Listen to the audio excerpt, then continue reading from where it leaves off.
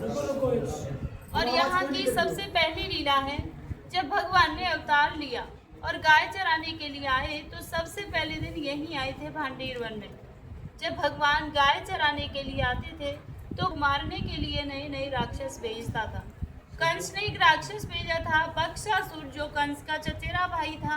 वो आया गाय के बछड़े के रूप में और जाकर भगवान की गायों में मिल गया। भगवान ने देखा ये तो कोई राक्षस है, तो भगवान ने उसका वध कर दिया। तो ग्वालवाल कहने लगे, कन्हैया तूने गाय के बछड़े की हत्या कर दी, तो गौ हत्यारा हो गया, तुझे सभी तीर्थों का स्नान करना होगा। तो ठाकुर जी ने सभी तीर्थों को यहीं पर बुलाया। बाहर एक कुआं है सामने, उसे अपनी बंसी से प्रकट किया, उसमें विराजमान हुए। तो सभी तीर्थों ने अपना रूप करके भगवान को स्नान कराया। जब भगवान की शुद्धि हुई थी तो इस कुएं में सभी तीर्थों का जल है। जब कभी भी सोमवतिया अमावस्या होती है तो उस दिन इस कुएं का जल सफेद हो जाता है। जिन माता बहनाओं की संतान नहीं होती हो, गर्भ खंडित हो जाती हो, तो वो यहाँ आके इस कुएं पे स्नान करें, इस मंदिर में मनोकामना बोले तो उन्हें संतान की प्राप्ति होती है। दूसरी लीला है राधा कृष्ण के विवाह की, जो कि बहुत से भक्तों को नहीं पता कि राधा कृष्ण की शादी हुई है। पता इसलिए नहीं क्योंकि ज्यादातर भक्त भागवत सुनते हैं और भागवत में इसके बारे में कोई जानकारी नहीं आती। हमारे 18 पुराण हैं, उनमें से एक आता है ब्रह्म वैवर्त पुराण। उसमें दिया हुआ है कि एक दिन नंद बाबा कान्हा जी को अपनी गोद में लेकर यहाँ भांडीर वन में गाय चराने के लिए आए। गाय चराते चराते अचानक से मौसम खराब होने लगा, आंधी तूफान आने लगा, जोर जोर से बारिश होने लगी। तूफान की वजह से पेड़ की डालियां टूटने लगी। तो नंद बाबा घबरा गए कि मैं अपनी गायों को लेके कैसे पहुंचूंगा घर, अगर नहीं जाऊंगा तो इस छोटे से बालक का क्या करूं, ऐसे सोच विचार कर रहे थे। तभी बहुत जोर से बिजली की गड़गड़ाहट हुई तो उससे भयभीत होकर कान्हा जी रोने लगे और नंद बाबा के कंठ को पकड़ लिया। जब कान्हा जी रोने लगे तो वहाँ पर दिव्य वेश में राधा रानी प्रकट हुई, जिन्होंने नीले वस्त्र पहन रखे थे, नीलमणि का मुकुट धारण कर रखा था। वो नील कमल को हाथ में लेके चली आ रही है। उन्हें आंधी तूफान बारिश का कोई भय नहीं है।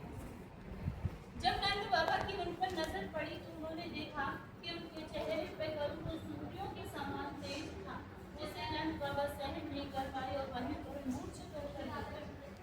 तो राधा रानी सोचने लगी कि बाबा मेरे इस तेज को नहीं सह पाए, उस तेज को शांत करती और साधारण वेश में जाके नंद बाबा के पास खड़ी हो गई। जब नंद बाबा की मूर्छा जगी तो वह पहचान गए थे कि ये तो स्वयं राधा रानी है।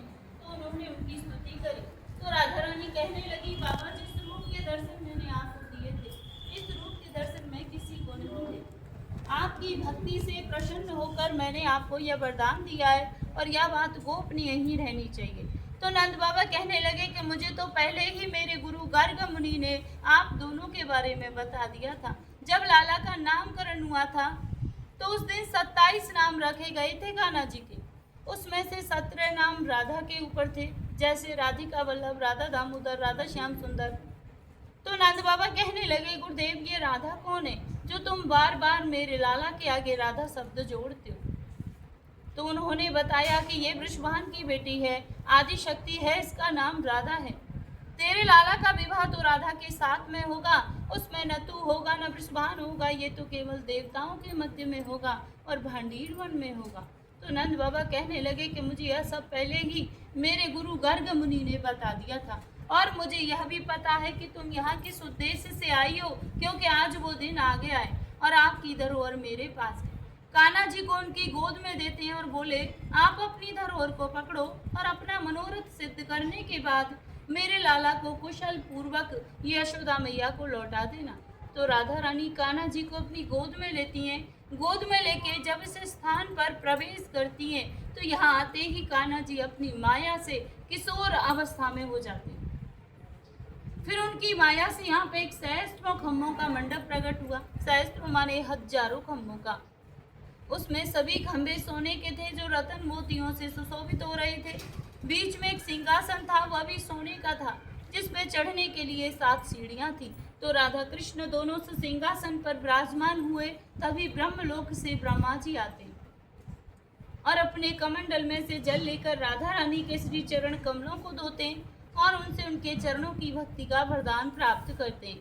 फिर पूरी वैदिक रीति से उन दोनों का विवाह कराने लगे। तो विवाह में जैसे ही वेद मंत्रों का उच्चारण शुरू किया तो उसकी ध्वनि आकाश में गूंजने लगी। ध्वनि सुन के सभी देवी देवता आ गए और देखकर बड़े प्रसन्न हुए कि आज तो ठाकुर जी का विवाह हो रहा है। पुष्प वर्षा करने लगे उनके ऊपर। विवाह में सारी रीतियां हुई थी, जैसे वेद मंत्रों की, हवन की, फेराओं की। तो लास्ट में विधि होती है मांग में सिंदूर भरने की। जब तक सिंदूर नहीं भरा जाता शादी मान्य नहीं होती है।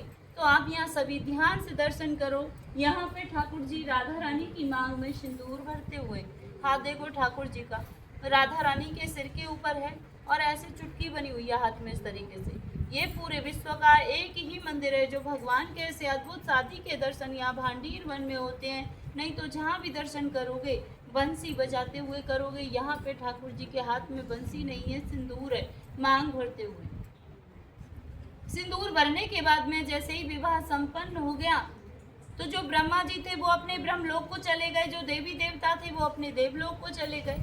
जो उनकी माया से यहाँ पे मंडप प्रकट हुआ था वो भी यहाँ से अलोप हो गया। राधा कृष्ण दोनों अकेले रह गए। देखते ही देखते कान्हा जी फिर से बाल्य अवस्था में हो गए। जैसे लेकर आई थी गोदी में उसी अवस्था में फिर से हो गई। अब यह देखकर राधा रानी रोने लगी और कहने लगी, हे प्रभु, यह कौन सी लीला रच रहे हो आप? मैं इस लीला को नहीं समझ पा रही कि अभी अभी तो आपने मेरे साथ विवाह रचाया था। अब यह कौन सी लीला है कि मैं तो तरुण अवस्था में हूँ और आप बाल्य अवस्था में हो। इस वियोग को मैं सहन नहीं कर पाऊंगी प्रभु। तभी आकाशवाणी हुई तो आकाशवाणी द्वारा कान्हा जी कहने लगे, हे राधा रानी,